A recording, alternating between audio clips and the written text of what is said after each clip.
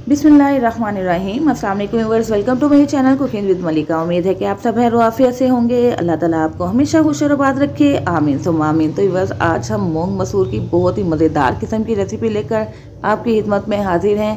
इतनी मज़ेदार, इतनी फ्लेवरफुल आज ये दाल कैसे तैयार होने वाली है, इंशाल्लाह सारी ही ट्रिक्स एंड टिप्स आपसे शेयर होने वाली हैं। बस आपने क्या करना है, इस रेसिपी को आखिर तक वॉच करना है ताकि हर एक स्टेप आपको बहुत ही अच्छे तरीके से समझ में आ जाए। आपने सबसे पहले क्या करना है, दाल को लेना है और इसको एक दफ़ा से चेक कर लेना है। यहाँ पे मैंने मूंग और मसूर की दाल ले ली है। 1 कप मूंग की दाल है और 1 कप मसूर की दाल है।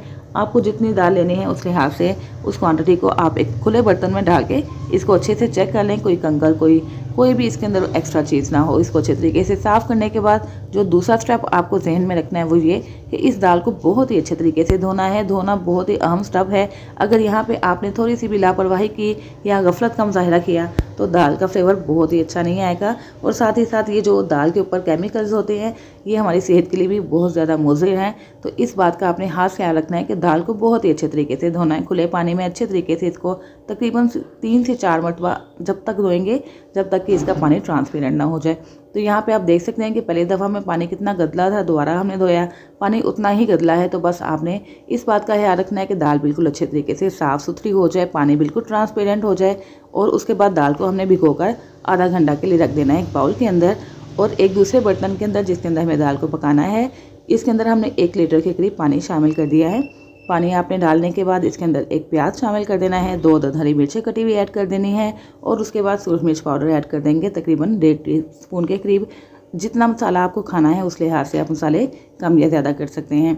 ½ टीस्पून के करीब शामिल कर देंगे हल्दी पाउडर और उसके बाद इस पानी को बॉयल आने देंगे। अच्छे तरीके से हमें इसको कवर करके पकाना होगा।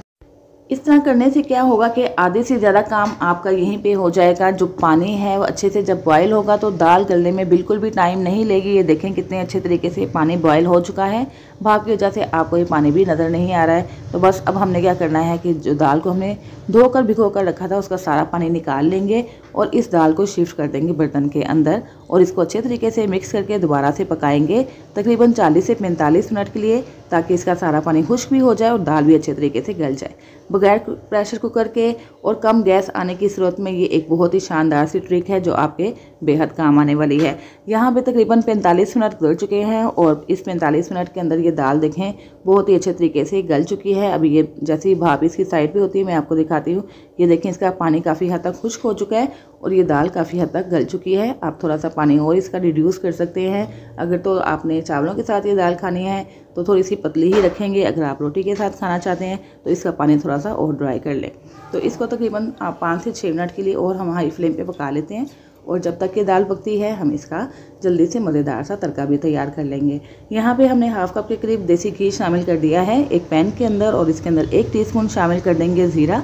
अगर आपके पास देसी घी नहीं है या आप घी यूज़ नहीं करते तो इसी जगह पे कुकिंग ऑयल भी इस्तेमाल कर सकते हैं। उसके बाद 1 टीस्पून भर के शामिल कर देंगे लहसुन को, जिसको हमने थोड़ा सा धड़धड़ा सा कूट लिया है। कूटा हुआ लहसुन बहुत ही अच्छा फ्लेवर देगा तड़के के अंदर। इसको तकरीबन 1 से 2 मिनट के लिए पकाना है हमें घी के अंदर और जैसे ही अच्छे से पक जाएगा इसके अंदर शामिल कर देंगे 1 अदद टमाटर जिसको हमने बड़ी बड़ी कट कर लिया है। इन सारी चीज़ों को अच्छे से फ्राई कर लेंगे और जैसे ही ये फ्राई होगा तो इसके बाद हमने इसके अंदर हरी मिर्चें और 1-2 मेरे पास सूरज मिर्चें पड़ी थी वो भी शामिल करेंगे, जिससे फ्लेवर कई गुना बढ़ेगा दाल का और ये मज़ेदार सा तड़का हो जाएगा तैयार। 2 अदद मैंने सूरज मिर्चें शामिल की हैं ताकि देखने में ये दाल गुड लुकिंग लगे और उसके बाद कटी हुई हरी मिर्चें शामिल कर देंगे 2 अदद और इस मज़ेदार से तड़के को हमें लगा देना है दाल के ऊपर। ये देखें कितना यमी, कितना मज़ेदार इसका फ्लेवर लग रहा है। देखने में जितनी यमी लग रही है खाने में उतनी ही लजीज और मज़ेदार है। अब हमने इसके अंदर शामिल कर देना है गरम मसाला पाउडर 1 टीस्पून के करीब। ½ टीस्पून हम इसके अंदर खुश धनिया पाउडर शामिल कर देंगे और ½ टीस्पून शामिल कर देंगे ज़ीरा पाउडर और उसके बाद हमने इसके अंदर 1 टीस्पून भर के शामिल कर देना है चिकन पाउडर। जी हाँ बस ये वही सीक्रेट पाउडर है जिसकी वजह से ये दाल इतनी लजीज और मज़ेदार बनेगी कि खाने वाला प्लेटें ही चाट जाएगा। अगर आपके पास ये चिकन पाउडर नहीं है तो इसकी जगह पे आप चिकन क्यूब का भी इस्तेमाल कर सकते हैं। थोड़े से हमें इसके अंदर धनिया के पत्ते शामिल कर देंगे और इस तरह इतनी लजीज और मज़ेदार दाल तैयार हो चुकी है कि जब आप खाएंगे खाने वाला बहुत ही ज़्यादा तारीफ़ कर पाएगा। नमक हमने शुरू में इसके अंदर ऐड नहीं किया था, नमक भी यहाँ पे आप अपने टेस्ट के अकॉर्डिंग ऐड कर सकते हैं। चूँकि चिकन पाउडर के अंदर या चिकन क्यूब के अंदर नमक पहले से ही मौजूद होता है, इसलिए आपने चिकन पाउडर या क्यूब डालने के बाद ही नमक को चेक करके जितना आपको नमक की ज़रूरत होगी उस लिहाज से ऐड कर दीजिएगा।